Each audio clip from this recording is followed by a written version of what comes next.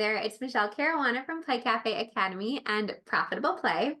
And I have a very fun conversation to share with you on this channel today. But before we get there, I just wanted to give a quick shout out and say thank you to Natalie, the owner of Playgrounds Cafe in Iowa, and also Janelle, the owner of Jordan's Corner Playground in Arizona, because they both drew my attention to today's guest and her company and her amazing products. So thank you. They are both amazing, valued Playmaker Society members. I'm so thankful for you. And again, thank you for connecting me with today's guest. So today I am speaking with Addie Gundry, the founder and CEO of Pluie. Now, Addie has a really interesting backstory. So she's been on the Food Network, she's written for Martha Stewart Living, but none of that has anything to do with why she's on the show today. But we are going to talk about that a little bit because it really plays into her story. So as I said, Addie founded the company Pluie, which creates self-cleaning, aesthetically pleasing, and really practical changing tables made with parents in mind. And yes, I did say self-cleaning, and we are going to get into the technology and what it looks like to launch a product-based business, how she got her first couple purchase orders, how she ended up appearing on Shark Tank, and all of that good stuff. And I know you might be thinking, Michelle, how interesting can a conversation about changing tables be? But I promise you, you absolutely want to give this one a chance because Addie's story is one of perseverance, tenacity, of getting back up after a perceived failure, about dealing with imposter syndrome, and so much more. She has so many amazing golden nuggets of knowledge to share about starting before you're ready, feeling fear around failure, and she is truly a testament to how sometimes the risk is absolutely worth the reward. So we are going to get into all of that, and I really hope you find this conversation as inspiring and as motivating as I did. And by the way, if you are a Playmaker Society member, you are going to be able to meet Addie and see Pluie for yourself in person at our live mastermind event this summer. I can barely contain my excitement about that. I can't wait to meet so many of you in person and really work to grow and systematize our businesses and operate with more ease and joy. All right, without further ado, here is my conversation with Addie Gundry, the founder of Pluie. Hi, Addie. Thank you so much for joining us today. Thank you. So excited to be here. I'm excited as well. This is a different type of interview than the one you're probably used to hearing or watching, depending on whether you're watching or listening. So before we get started, do you want to tell us a little bit about who you are and how you serve your market? Sure. So thanks again for having me. My name is Addie Gundry, and I am the founder and CEO of Pluie. Pluie is a self-sanitizing diaper changing table for public restrooms. Yes, you heard that right. It cleans itself, essentially. So you open the table, change your baby, close it. I have one behind me if you are watching. And in 60 seconds, the entire surface is sanitized. Going beyond that, though, we have other first to market features like a plush foam cushion, a retractable security strap, and handles to hang your backpacks, purses, and diaper bags. So it's a very innovative product for the market. And we launched just a couple of years ago and seen a lot of market traction already. Yeah, and congratulations. I saw you just announced a big partnership with CVS and some other big collaboration. So it looks like we're going to be seeing a lot more of Pluie, maybe in our local areas. Yes. So that's been the biggest learning, I say, for me has been just patience. And I think with anything starting a business, it just takes longer than you'd think. And a no isn't a no, it's just a not right now. That's something we always say. So just know that you see a lot on social media and we announce all the wins. And we've had a lot of quick wins, but behind the scenes, there's also a lot of things in process that just take a lot of time. So CVS is a very, exciting one for us, just being recognized by such a big brand as what they want in their stores. Awesome. And I am so excited to dig a little bit more into your business processes and how you got to where you are today and all that good stuff about entrepreneurship.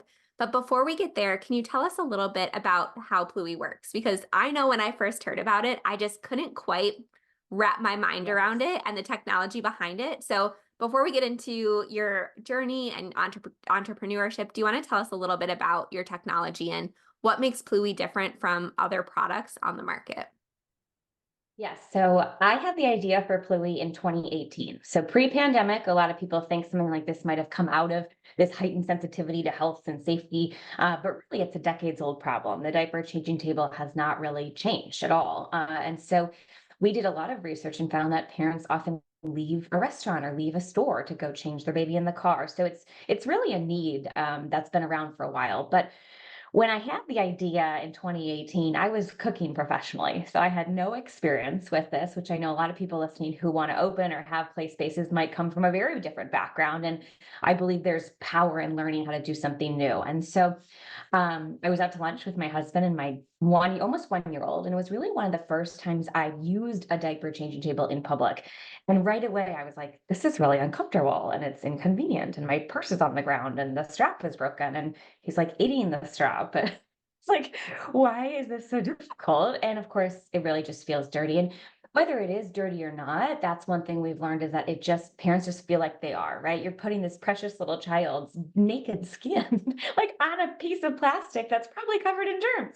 And so it just feels really counterintuitive. And um, so I got back to the table and said to my husband out loud, I think I can make a better one. And I again had no experience in product development, but knew right away that it would be quote unquote relatively easy to make it more comfortable, more convenient. But how do we make it cleaner? And transparently speaking, I knew nothing about UVC light. So getting into your question, how it works, you open the table, change your baby, close it, and automatically two UVC light bulbs turn on. They're protected behind what's called fused silica, so a panel, and it sanitizes the entire surface in 60 seconds. It's quick, it's effective, it's repeatable, and there's really no other way to replicate that type of sanitization in a public space unless you have someone standing there spraying down the table, after every use. So the UVC light is an incredible technology. I filed my patent in 2019 and then raised my first round of funding and we started the development in 2020, so during the pandemic. So the interesting timing in that when I was raising money, people were asking me like, does it tan the baby? Does it burn the baby? Right? Like UVC light is still kind of this magical, confusing thing to a lot of people, me included, and I understand it. But now it's just much more accepted in the market. And so people, whether they totally get how it works or not, they feel very confident in that, wow, UVC light just sanitized that surface. Absolutely. So let's back up a little bit and talk about, the process of filing that patent. And we won't get into the weeds on that, but did you take any steps before that to kind of make sure this was something that people wanted, or did you do market research or anything like that to figure out if this was really something that was worth going for?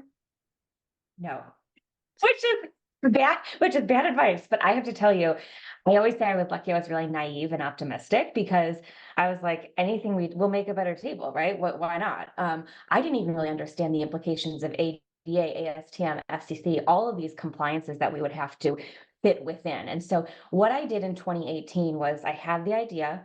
My husband and I said, let's put in $5,000, and that's it. And that's a lot of money, right? It's for not just for an idea. Hire an engineer, industrial designer, see if we can actually make this thing. Can we create a diaper changing table that sanitizes, that's more comfortable? And then I also hired a friend who did the logo and branding, and it has not changed since 2018. So one thing I think is really exciting and I'm proud of, which I'm sure other people are, is it's such an identity when you think of a name and a logo. And that was important to me from day one before even knowing if I could ever launch a product. So that really motivates me. And so if it motivates you, I say invest in it in the beginning. It's part of your identity in your life. But so it got exciting because the industrial designer and engineer had a fully functioning CAD file, said, look, this is how we could make it. It took a while. I was doing this on my nights and weekends. But what got really exciting was the UVC light, because all the other features are wonderful, but that's really sort of innovative and game changing in this space. And that's when I wanted to file a patent. And so that's an expensive process just because of the attorneys, the drawings, you can't really get around it. Filing a patent is expensive. Things are just really expensive in the early stages of starting a business. And so I do think capital is needed, but I took out a loan. So I wanted to file the patent. And so I went to the bank and said, my husband and I don't have or want to put in more money. Can I take out a loan from the SBA and file this patent? And so I did in 2019. And I filed it off of, again, these drawings. So essentially, quickly capitalizing on the idea of UVC light sanitizing a diaper changing table, but we didn't have, a prototype. We didn't have a functioning unit. And then raised the money with these files saying, hey, look, I have this idea, we can make it. And really had these investors believe in me and the idea to execute. But it's really challenging in my space where it's very capital intensive up front. We spent over $250,000 in tooling alone to make the prototypes to go through testing and certifications to see if it even worked before we could start selling it. And that was the risk. And the problem though was people would say, well, is Starbucks going to buy this? And it's like, I don't know, I can't go to Starbucks like with a business card and a piece of paper and say, do you want to buy this if I make it? Like, it's hard enough now to get these meetings with a fully functioning table. So it was very risky up front, but I think parents knew, like everyone who thinks about it is like, oh my gosh, yes. So I will say like you have to have a high risk tolerance in some sense, and then hopefully get investors or loans to kind of back it. And that's a long answer to the patent, but it was very risky up front to just put in the money to try and create this. Well, I honestly love that answer. It's very honest. And luckily, I think a lot of people listening or watching this have a pretty high risk tolerance if they're even thinking about entering this industry. So I think you're, speaking to the perfect audience. And it's so great to see that that risk has certainly paid off for you guys. And I just have to ask because I'm so interested, is there any story behind the name of your company? Yes. So Pluie means rain in French, and there's a little raindrop in the eye. And then parapluie is umbrella, which we kind of use this open umbrella image for a logo mark. So Pluie to me is fresh, it's clean. I love, like the fresh, clean rain. And then parapluie, when you look up at an umbrella, this idea or image that you're protected and safe. So there was sort of this play on that word. And then what's brilliant about our designer, Julie Nelson, is she felt that how Pluie, the font was created, it looks like you're changing a diaper. So like, it's kind of like this visual of you moving the diaper and stuff. I speak French. I went to college for a year and a half after being a valedictorian in high school, and I dropped out to go to culinary school. And so I was trained professionally in the French cuisine and spent some time in Avignon in France. And so to me, it makes me think of my kind of talk about risk tolerance, leaving a traditional education, going to France, speaking French. So I love the name. But also now when we were on Shark Tank, Mark Cuban said, I'm just going to call it Pooey. So, I mean, it's memorable, but that's the meaning for me. That is so funny. And I love that story. And I love that it has, you didn't just choose a random word from a random language. I love that it has a backstory and a very personal meaning to you. And it's very relevant. So now I'm never going to forget that every time I talk about the product. So that's very, very cool. We had some other ideas, but also as people listening, like we'd wanted to trademark it, and a lot's trademarked already. So just go with the flow. It's like that was important to us from the beginning too. And so that was something to quickly look up. And then also I, had a big vision in the beginning that Pluie could be more than a changing table. Like what could the future of Pluie be? And that's where I also wanted it to be sort of a broad name of like, think of Yeti, right? I shouldn't compare myself to Yeti. They're very successful, but it's like they now have multiple products under kind of this brand. And so that was something I was interested in. And even in opening place spaces or, what could that brand become if you franchise and things like that. So think big from the beginning. You just never know, what it could become. Absolutely. And I want to talk about that next about the other products that you've launched because I think they're all really interesting. But just to kind of take a step back from, that first prototype that you developed, did it change at all or did you have to take feedback into account or did you have to make multiple iterations or anything like that? Yes. So we've continuously sort of made tweaks along the way because one, we're trying to cost reduce. That's what you're always kind of trying to do. But I call it roughly right. I think if you don't launch with a product that you're embarrassed with, then you weren't moving fast enough. And I'm certainly not embarrassed by Pluie necessarily. However, it's like you just got to move and go, like open the store, see what happens, learn from it, change the restroom, change the front desk. Like you got to kind of just go and learn. And so we launched our first prototype and we made 40 of them. That was all we could afford. And they're all 40 hanging on walls in restrooms. So we did actually generate revenue from those 40 prototypes, which was really exciting. We didn't need to necessarily give them away. And the idea with the small scale was that we want to show Pluie belongs in every market segment, whether that's a hotel, a restaurant, an airport, and how do we get those 40 across the United States in those market segments to show, again, on a very small scale, that with 4 million public restrooms in the United States alone, we do belong in all those market segments. Like it's a big opportunity and it's not a niche product. And so We launched with those 40, and that was the first time we saw babies on these. Like, it was crazy. I mean, we developed this, went through all the testing and certifications, but we had never done research with parents using it until they were really installed in places. And so we paused, which was pretty rare, I think, for a startup. I just told you to move fast. We didn't pause. We we quickly change the design, or like, what do we want to change about it? How is the shipping? Did anything get damaged? Like, do we need a new box? Like, we use those to really understand how we can make the best possible design enhancements to go then full scale. And so from 2021, when we launched those 40, we didn't really sell, we continued to sell, but we didn't bring more to the market till really 2022. And that was our intention of, if we're going to mass scale, we need to make sure we're confident in the product. And again, these prototypes are hanging on walls, like they're perfectly wonderful. We just, once it's your baby, you see things no one else sees. I was at a play space the other day and Christina's like, oh my God, that flooring makes me crazy. And I'm like, I didn't even notice it, but you notice your own thing. And so no one else will probably see some of the design enhancements we made, but we have. And then we continue to tweak internally, things you'd never notice, but it's easier to manufacture, less error. Like, there's constantly ways we're learning as we put together this large product with 80 plus parts. So I think you're always kind of iterating, but then you also need to, it's expensive. So at some point it's like, okay, we could always tweak and tweak and tweak, but we also need to just look at the product we have, recognize it's a great version of it, and just grow and scale, and then maybe revisit in a year. So we're kind of finding that balance. But I certainly will say, when we launched, again, it was roughly right. We are so proud of it, but looking back, it's like, oh, we've made some great changes. I love that advice, and I especially love the roughly right phrasing. I'm going to adopt that into my vocabulary, I think.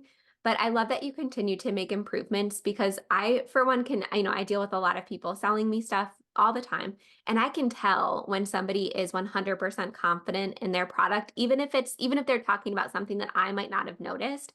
I can tell when somebody has really put their heart and soul into making every little tweak, every little improvement, and they just speak with much more confidence and much more passion than with somebody who might be at the beginning who's still kind of figuring it out. So I think it's great to grow in that trajectory. And I love that your company is a great example of that. Yeah, having a physical product and having a physical space, it is, again, this kind of direct reflection of you. I mean, people go into restrooms and send me pictures, and it's like, you want to be proud of that thing. And so again, you just kind of have to move quickly in the beginning and then continue to feel just incredibly confident with what you're creating and putting out there. So where did Shark Tank come in on your timeline of events?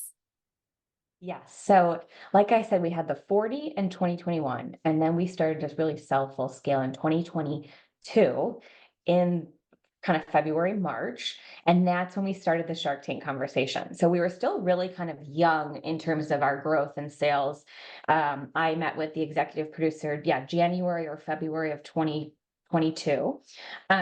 My former life, I was on the Food Network star. We can get into some of that too. So I have some TV experience, and actually one of the producers worked on Cutthroat Kitchen that I was also on. So fun connection, but the application process is extremely extensive. If you can imagine, they have 10,000 companies that roughly apply each season.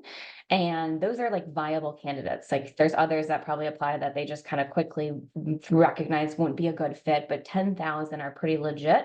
And then they film 140, and then 96 air. So what a lot of people don't know is, like, it's a huge milestone to even air your episode. Like, 50 companies go through this whole process and they never air, which is just crazy to me. And it has no implication of if you get a deal, don't get a deal. It's just, they need to have a buffer in case some episodes just aren't doing well or whatever. So we started the process, say February, and then we filmed in July. And it was a cool process. It wasn't really this like, "Go, we're going on Shark Tank" like moment. It was just kind of this like slow roll of like, now we're designing our set. That's probably a good sign. Oh, no, like, they were so clear, and that, like, until you're literally walking down that hallway, like, you have no chance of filming. It's like you just go through all these steps and you kind of never know. And we've met so many people now who they've even been in LA and then they didn't have time to film their episode. Truly, like, which, can you imagine, like, being out there and then they're like, we don't have time today, like, go home. So it was this like hesitation all the time of like, we were confident, but then you kind of never knew. So it was a really cool process.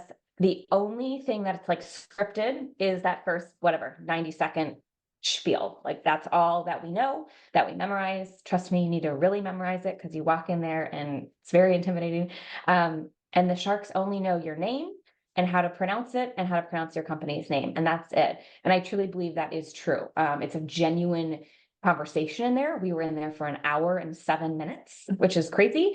And when you watch it, you'll see 7 minutes of it. So it's a true negotiation and dialogue. And then you have no idea how it will be sliced and diced to go on air. So big risk in general for a lot of companies. You certainly don't want negative things to be said, publicly, but we felt pretty confident that there's not much they can say to two moms who are trying to protect babies from germs and viruses. So Absolutely. And not to spoil it for anybody, but did you walk out with a deal? no, and I really would love to share why, because I'm very competitive, right? We were flying out to LA and Brittany and I were like, okay, Barbara's gonna offer this. Like, who are we gonna go with? Thinking it's gonna like fight over Pluie. And we did not get an offer. Not a single one. It was a phenomenal conversation, but we were shocked. And I wanted that moment of leaving the tank, like hugging Mark Cuban, blah, blah, blah. And so for a while after, it was like really hard for me and Brittany, just like, wow, we put our heart and soul in this. It's very odd. Like, no one made an offer. And the reason no one wanted an offer, it was an incredibly positive episode. I mean, if you watch it, they're like, you guys are major operators, like, cool idea. I mean, they were very into it. But like I said, at the stage we were at, we had barely launched full scale. So we were in a lot of large accounts or we were in our first target even, but it was a pilot program and they kept saying, we just want you to have that big PO, that big, like national account commitment. And it's like, well, of course you do, but we just installed our first unit in our first store. We're not going to have that for a couple of years. So they kind of were hung up on that. And then we are B2B. It's very rare that they see companies come on directly selling to other businesses. We're not a consumer product. Kevin O'Leary said, like, I can't help you. My power is in telling people on TikTok what to buy, and these people go buy it. So only about 10% of companies that go on are B2B versus selling to consumer. So we were excited even to be on it for that reason. They felt that parents would really resonate with our story and the product. So, but no deal. And then what's really great, and I've learned now, is that it was such a blessing. And I really do believe like things just are meant to be. And I remember texting friends, like, I can't get over this. Like, why didn't we get I was so hung up on it. And now, like, in hindsight, obviously, we filmed July 2022. It aired March 2023. By then, we had other major accounts. We didn't give up any equity to the Sharks, which the deals they were kind of talking about would have been a major loss in our ownership. Because we didn't take the investment, we got a cap line from the SBA for $700,000 so we can use debt to leverage for inventory, and we now have our ownership without their oversight. So I think, again, in hindsight, it was like, if you're going through anything where you're like, wait, how did I wanted that so badly, right? And I did, and now I'm sitting here like, thank God we didn't get a deal, like it was so great for us. And then what came out of our episode airing in March of 2023 were two large accounts, Cadillac and Starbucks. A dad of four at Starbucks was watching and sent us an email. So we're now piloting in Starbucks as well as Culver's in the Midwest. I love that it walked away feeling very defeating, but it ended up being such a blessing. And like you said, you never know who's going to be watching. And Mhm. that is really cool. So I was going to ask, how do you think you landed those first couple big accounts? But it was just kind of getting your name out there. Is that correct? Yeah, and I will say too, it was a blow in terms of I went to daycare drop off like the week after the episode aired, and someone's like, "Oh my gosh, are you still in business?" I'm like, "Of course we're still in business," but it's like the perception of a lot of this stuff, like you just kind of keep let it roll off your shoulder. But yes, so we have not paid for any advertising. We've done it all through kind of our personal and professional network on LinkedIn. I mean, Instagram, LinkedIn, TikTok, we're not very good at. We need to get better, but it's like there's really a lot of power in that word of mouth. It takes time, but I think there's a way to also, I would suggest we've applied to every grant and award possible. It's like $100 application fee, and those really help. You get visibility, join your local mom groups, et cetera. So we've just been really kind of scrappy with it.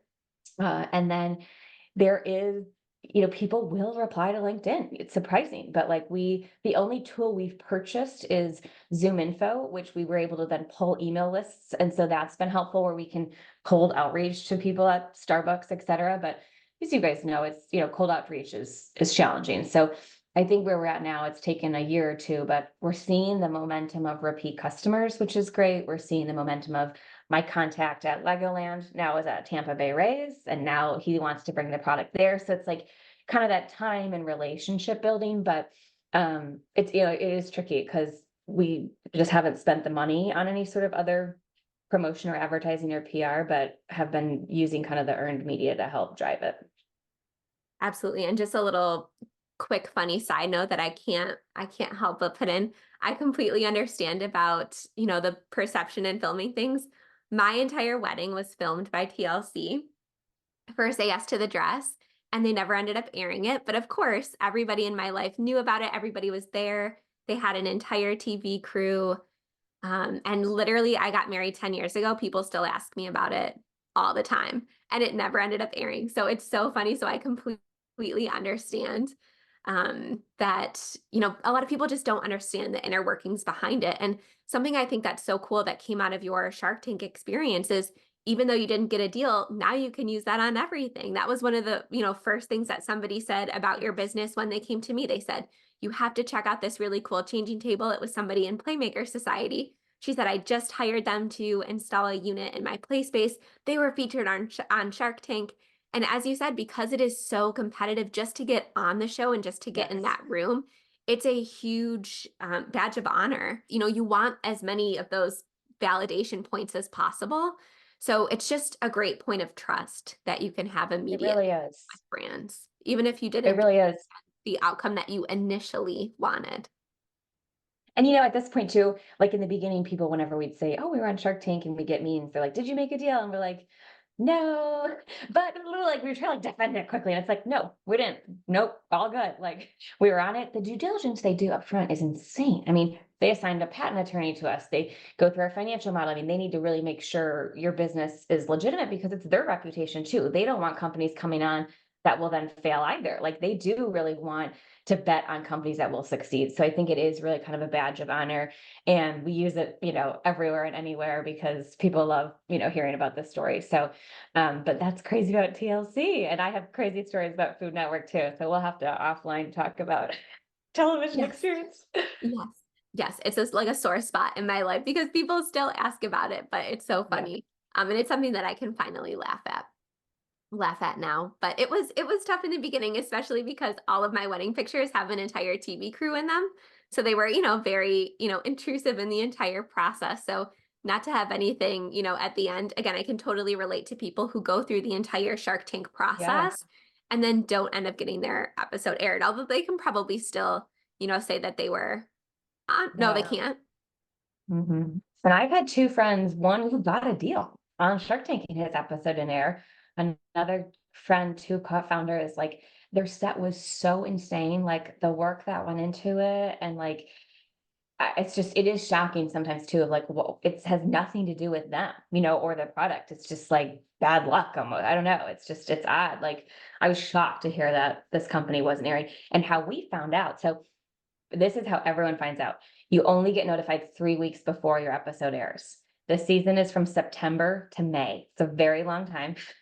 And so we filmed in July. So starting September, we're just like waiting for this Friday evening email because they air on Friday.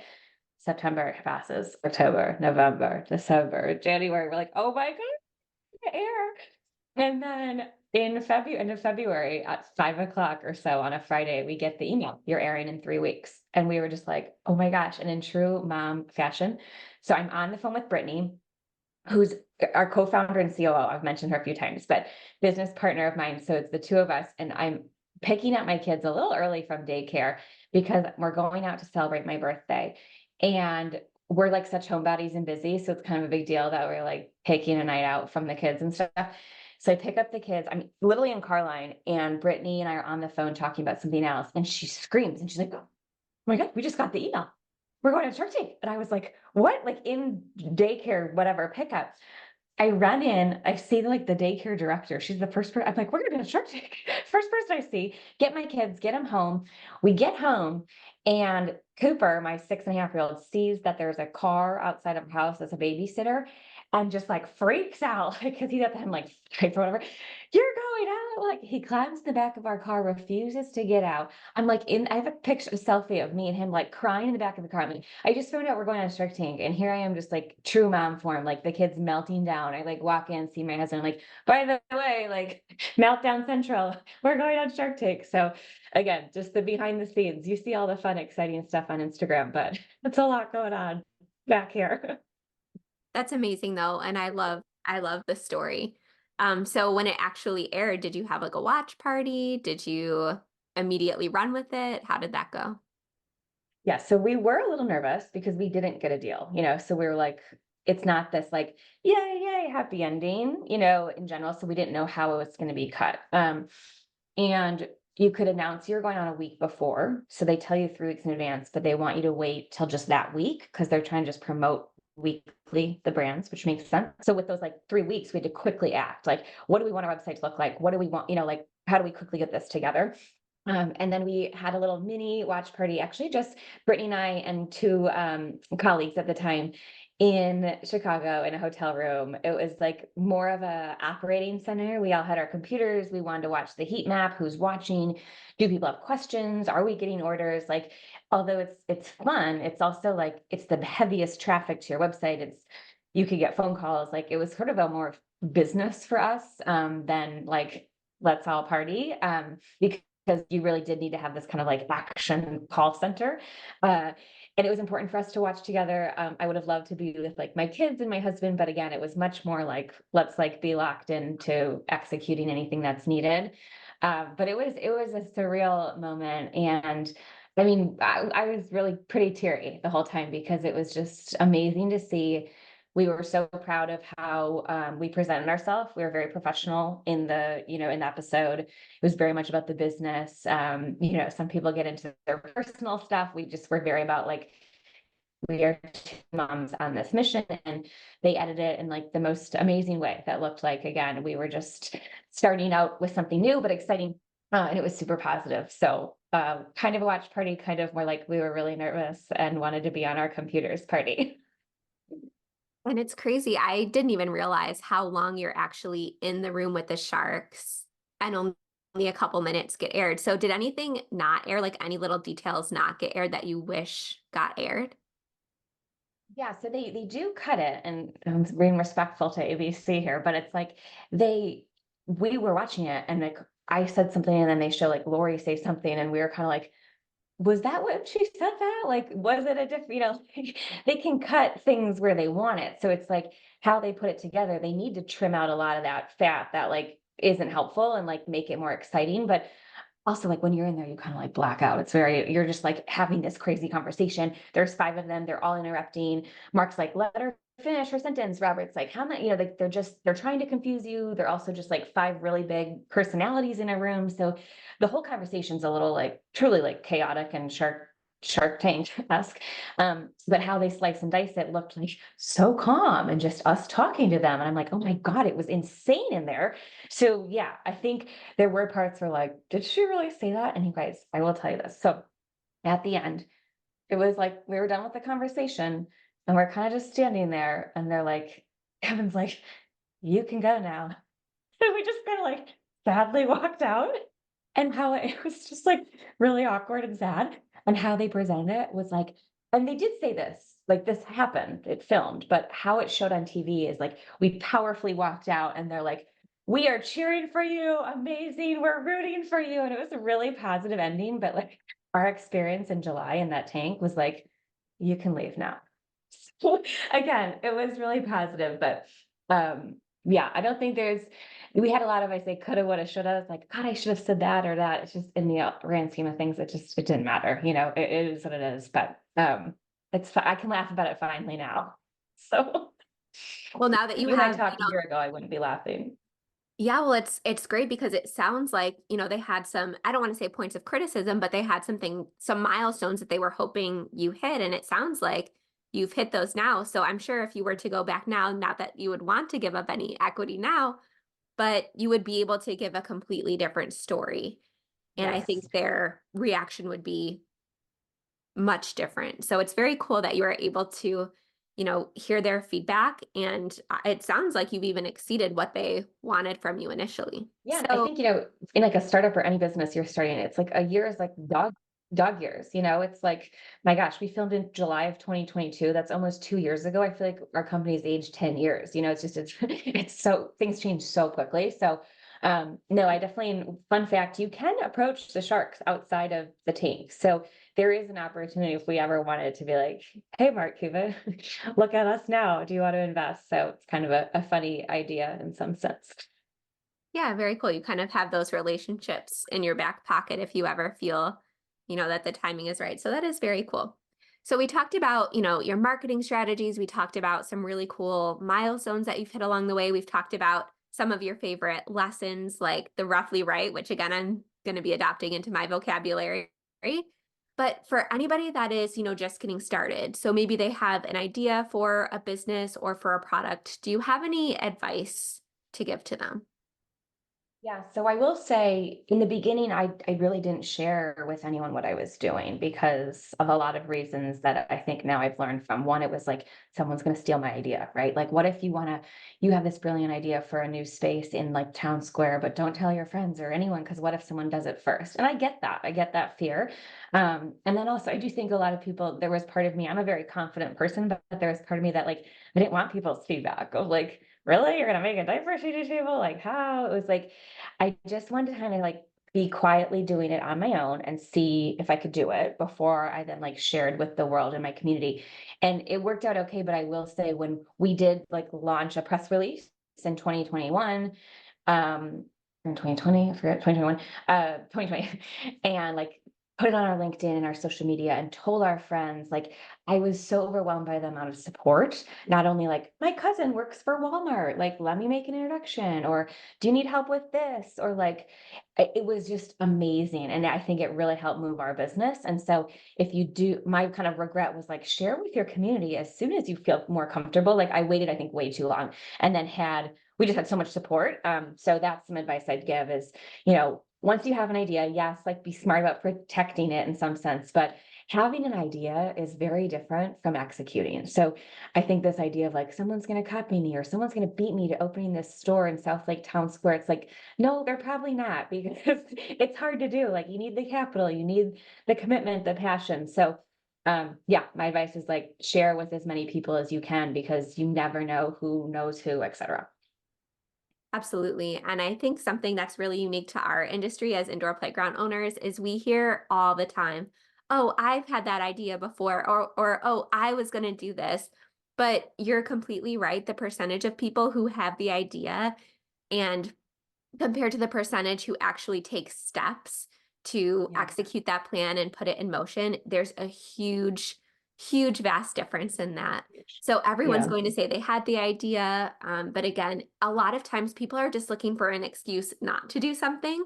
So sometimes they might, be making plans behind the scenes, very small steps. But if you say, "Oh, I'm going to do this," and you Do say it it. with the utmost confidence, sometimes they'll just retreat and sometimes they'll be Yep. like, oh, someone already did it. And a lot of times their brains, maybe it's just not, maybe it wasn't a great fit for them, or maybe they're regretting their decision, whatever the case may be. A lot of times I've seen people just say, oh, so and so's already doing this, I'm just going to back off. And so I love that you said, Yeah. just share it with confidence, wait until you're, at least a little bit, feel a little bit ready, Right. feel a little bit prepared.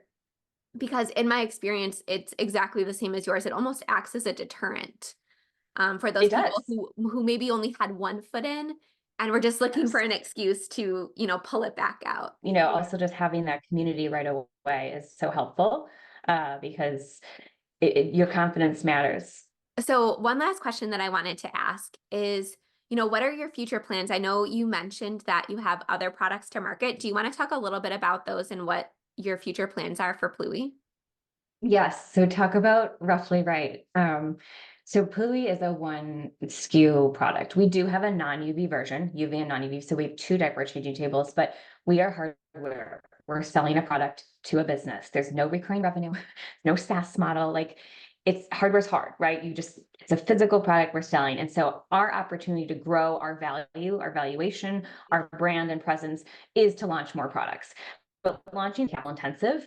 And so if we wanted to do a high chair or something like that, that made sense, it would be a big investment and take a lot of time. So the goal for us was, how do we bring something to the market relatively quickly, inexpensive, but actually creates value for parents and aligns with our mission? And so really where we believe our niches in the baby space is for parents on the go, helping parents who have busy lives, busy kids on the go. And so there's a lot of products and services out there that are like combating problems. When you think of the diaper changing table in public restrooms, you have parents bring mats and blankets and things to like combat the problem. And that's when you know that problem should just change itself. However, what we want to do is create these solutions for parents on the go. And so I think that's interesting, kind of similar to when you're opening an indoor play space, is like, what is your niche? Like, what's different about yours? And it doesn't have to be different, but like, what makes yours unique or what makes you unique? And I think that's where we have to really stay in our lane, because the baby space is so crowded, right? And I get that. And Pluie is like white space innovation. Like, we found a need. There's one competitor in the market, like really one of those kind of stories of like, wow, you found this very big space that you can play. But I really do believe in crowded space innovation as well. I worked in the food industry. I believe there should be 500 power bars out there, or beverages. It's like, if a product is better or different, it doesn't matter how crowded that space is. And so we launched, which is really exciting. It's called Pret. Pret means ready in French, so we're sticking with the P's and the French. But it is a portable diaper changing mat for parents on the go. It's made out of a neoprene type material, and it's woven. This is the only machine washable and wipeable mat. So a lot of times you see like Skip Hop has all the zippers and the pouches, right? You can't throw that in the washing machine, but you can wipe it down. Otherwise, parents bring like muslin cloths or blankets. Those can't be wiped, but they can go in the machine wash. So what's really cool is that this kind of has both features. It also looks like a Pluie table.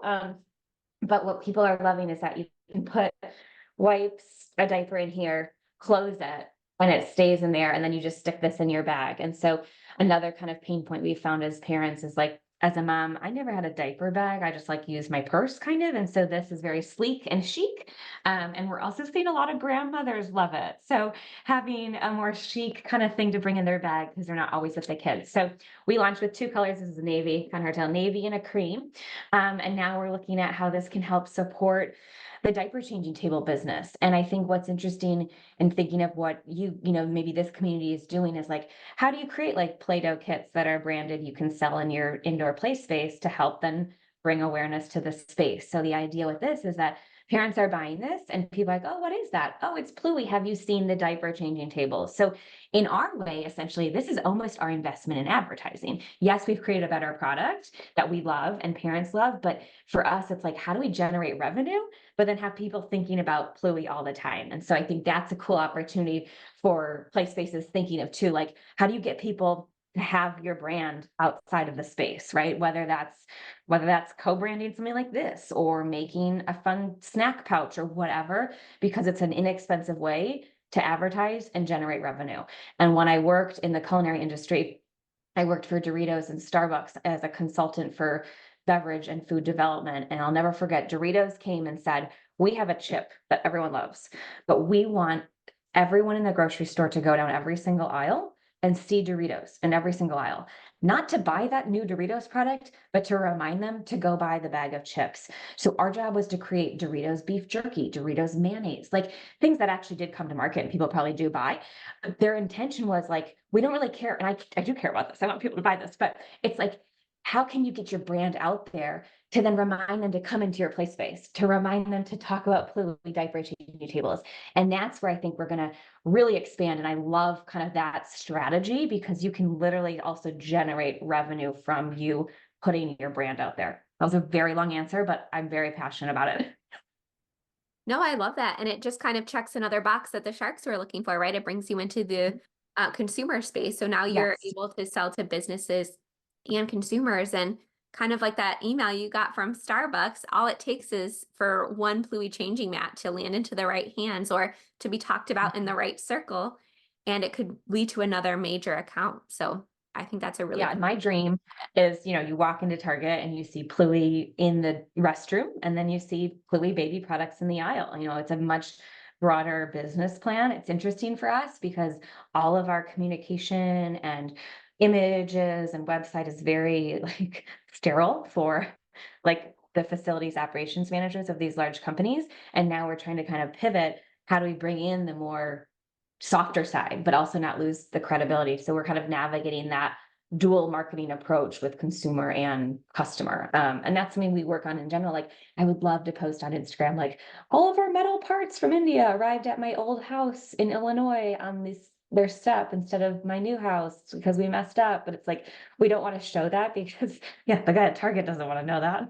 But it's kind of funny, the fine line. I think a lot of founders are working on this with, building a play space and be like, oh my gosh, like our pipe burst, or like we're behind in code. And like you want to share that journey, but then also be like, all is well over here. Where it's good. So I think that's an interesting thing that I hope we can have a conversation about too, as you get together in person and online, is just like, what do you share and what don't you share? I know. And my philosophy is always I'm very willing to share scars. I don't share scabs as much. So I kind of wait until I come out the other side. I So love that. share the things I've gone through. I will share my obstacles. I will share the road bumps, but I wait until I feel comfortable, until I've learned the lessons, until I've put them into practice. I've come out the other side and I'm not in the thick of figuring it out. There are, of course, some exceptions. If our pipe bursts and we can't have customers that day, we have to tell people, right? But, if I have, a big launch that flops, or if I put a product to market or a course or something like that and it just doesn't work, I might not share it right then. I might wait until I find a successful product and then say, this is doing really well. Here are some things that I tried that didn't work. And I can now speak from both perspectives, right? I can speak about the failures, but I can also speak about how I overcame those. So that's kind of my philosophy is I share Love scars, that. usually not scabs. I love that. And I think one thing I've learned similar to that is that we do send out a quarterly investor update, and we've learned, like, we used to share big exciting thing, we're going to do this, or like we'd share. And I've learned recently, like, wait till it happens to share, because then if something changes, it's like, people are like, oh, what happened to Culver's? And it's like, oh, we had to pivot, or, so I think it's similar to that. Like, what can you share? I now feel like it's like, wait till the milestone happens and then share it happen, versus like, we've known for a while about CVS, but it's like, until we like got that spec, like, it's like anything can happen. So again, share once it's for real, not verbally. Absolutely. I completely feel that. And just to kind of take a couple steps back, it's just so cool hearing how you started with literally a one SKU product. And what I love about that is you found other problems that that same customer who loved Pluie was dealing with. And you just worked to solve more and more problems that already existed. You didn't just, throw products out there because you thought they might work. You learned about your customer, you learned about where else they were struggling, what, other things were impacting their on the go experience. And, that has really, it sounds like it's, really been one of the major factors for expanding your business. So I think it's really cool. I know I pivoted a little bit there, but I didn't want to end this conversation without highlighting it. I just absolutely love that you looked for what your customer was experiencing and then you just continually found solutions to those. Yeah, I mean, this really is what we say is Pluie isn't everywhere yet. So in the meantime, this can help you on the go. And I think it's a really full circle kind of product line and opportunity to grow the brand. And I just personally, as a mom, I love baby clothes and things. And so this is fun for me because it's also so much smaller. I'm like, why do we make such a big product? You can't just like ship it off and demo it. This is a fun one to give to people, which, by the way, we definitely should do a giveaway or whatever you guys want for your community, because we'd love to have these, for play spaces that do retail things. And, in the front, we'd love to, connect with people who might want to sell them, however we can support. Absolutely. And, anyone who is coming to our Playmakers Live event in July is going to get to see a lot of this in person because Pluie is going to be one of our sponsors and we are so excited. We're hopefully going to be getting an in-person demonstration, but we're still working out the details. But any way that I can share your products with our community, I think they are so high quality. And the reason that I found you was so many playmakers were singing your praises and they've installed your products in their facility. So it's not often that we have a product space, business owner on the show, but this was such a unique opportunity. And it's clearly something that's needed in our market. And again, anybody that has installed the Pluie cannot stop singing your praises and cannot stop saying amazing things about it. So it was just really cool to hear the backstory and more about you and your business partner and all of the different iterations that you went through and all the cool milestones and all of the lessons. So I really appreciate you sharing. And I am just so excited to meet you in person and for everybody else attending our live event to meet you in person. I think I replied to your email like when I received it. You replied, "Did you even read it?" You replied immediately. I was like, "Received email 0 minutes ago." Like, we're in. No, we're really excited, and Pluie for me has become more than a diaper changing table, but really a representation of health and safety and a commitment to creating the best possible experience. And that's where we've seen so much success with customers who want to celebrate it. And we love these play spaces who are like, look what we have. Like we care about, we want to make sure you feel comfortable in the restroom and everywhere. So love this community. It's funny, years ago when starting this, I certainly never even knew this type of community existed. And it's really cool how my journey has evolved, and just really honored to be here. And thank you for your time and everyone's time and listening. Yeah, of course. And just real quick, you talked a lot about making a product that was going to stand out against competition, but your product helps us stand out against competition because as you said, it's just one more thing that we can point to when our customers say, "What are your cleaning procedures? How are you different?" Or, when somebody is deciding where they want to spend their birthday party money, this is a huge factor and it just shows that we care. It shows that our customers are our top priority. So I just want to thank you again. And I'm just so excited to visit more play spaces and see Pluie's live in action. Oh, thank you, Michelle. So excited. All right, that wraps up my conversation with Addie Gundry, the founder and CEO of Pluie. And again, I hope you found this conversation as motivating as I did. I've linked Pluie's website and all of their social media accounts, as well as Addie's, in the video description. And if you have any questions for Addie, please feel free to leave them in the comments. Or again, if you are in Playmaker Society, you are going to get to ask all of those questions in person at our live mastermind event this summer. All right, have a great day. I will see you soon. Bye for now.